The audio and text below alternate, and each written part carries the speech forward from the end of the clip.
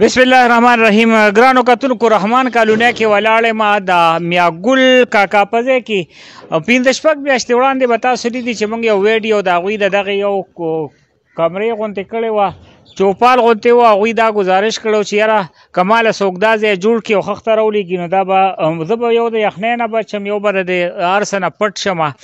موږ په دغې حالاتو کې ډېر کوشش وکړو، خو بیا اخره کې موږ الف خان ته بیا دا خبره وکړه، ځکه چې الف خان داسې کس دی چې هغه په دغې ضلع چارسده کې په درزنونو کورونه جوړ کړي دي، بلکې په سوونو کورونه یې جوړ کړي دي.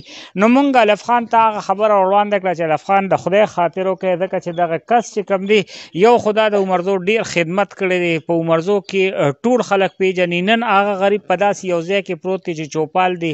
د باران نه بچ کېدل د هغه ګران دي، د نور نه بچ کېدل د هغه ګران دي، د یخنۍ نه بچ کېدل د هغه ګران دي. نو الف خان ته موږ دغه خواست وکړو چې تاسو خامخا دې سره څه نه څه وکړې. نو الف خان راغلی دی. الف خان صاحب، اول خو ستاسو مننه کوو، یقینا چې روژه په خوله باندې بیا دغه خښته راوړل تاسو ډېر زیات کار کړی دی. خو دا کور نشاندهي موږ ځکه وکړه چې دغه کاکا موږ پیژنو، بلکې یوازې زه نه، دا ټول عمرزی یې تقریبا پیژني. ټول عمر یې خپله مزدوري کړې ده، خپل کار روزګار یې کړی دی. نو شکریه ادا کوو چې دغه خښته هم دلته راوړه. څه وایې په دې هکله باندې؟ محمود جان عمرزی د ټولو مخکې خو ستا شکریه ادا کوو چې دا ستاسو نشاندهي وه او ستاسو په نشاندهۍ باندې زما ستا ډېرې مخکې خبرې شوې وې، خو خبره پکې روجې ته راله او نن پکې دلته کې رسېدلو. او بیا اصل شی اعتماد دی. زه په دې کې بیا د خالد بختیار خان بیرسټر عمر بختیار خان ډېره زیاته مننه کوم. هغوی ته چې کله هم زه داسې څه نشاندهي وکړم نو انکار یې راته نه دی کړی. نو دا د هغوی یو کومک، یو مرسته. او میاګل جي صاحب تاسو خبره وکړله نو ما سره خپل ځاني ډېره زیاته مینه ده. ما له 400 ته هم راغلی، ما له کور ته هم راغلی، ما په دلبر ریډیو باندې د ډېر وخت نه وري ما پسې به ګرځېده. زما باره کې هغه ډېر ځینو کې ویډیوګانې هم کړې دي، خو د نظر نه مې داسې تېره شوې نه وه چې تا راته کومه نشاندهي وکړله چې یاره د میاګل جي صاحب یو دا ګیندا د هغه د کلونو خواهش و، د کلونو د ډېر وخت نه چې یاره زه په یو برنډه کې څملم او داسې څه نشته، داسې څه نشته دی. نو اوس خو هخوا هم دیوال شته، دې خوا هم شته او دې خوا دیوال انشاءالله چې په دې به کار وشي. خو بیا هم څه کم یو نو هغه به هم پوره کوو، هغه به هم کوو او انشاءالله دله به دا کوټه چې کومه ده جوړېږي. بل محمود جان صاحب الحمدلله دا له الله پاک مهرباني ده چې الله پاک زمونږ نه دا کار انسان وي هغه دی چې بیا په ځان باس وکړي.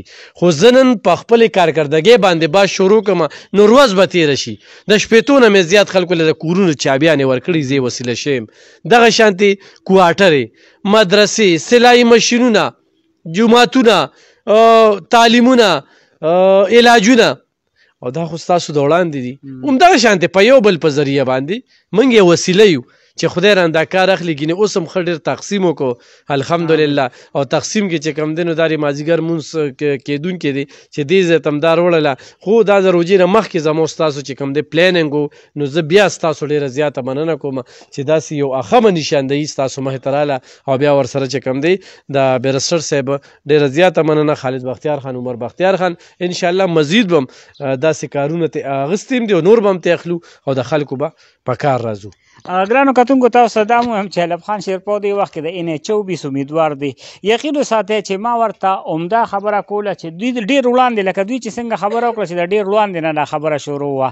نو الف خان ما ته بار بار عمده خبره کوله چې یاره اوس دا خلک به دا وایي چې دا د الیکشن دپاره، دا د الیکشن دپاره. نو ما ورته عمده خبره وکړه چې یار دغه خبره په خپل ځای باندې پرېږده، یو کور ضرورت دی، هغوی له خامخا هغه څیز وړل دي.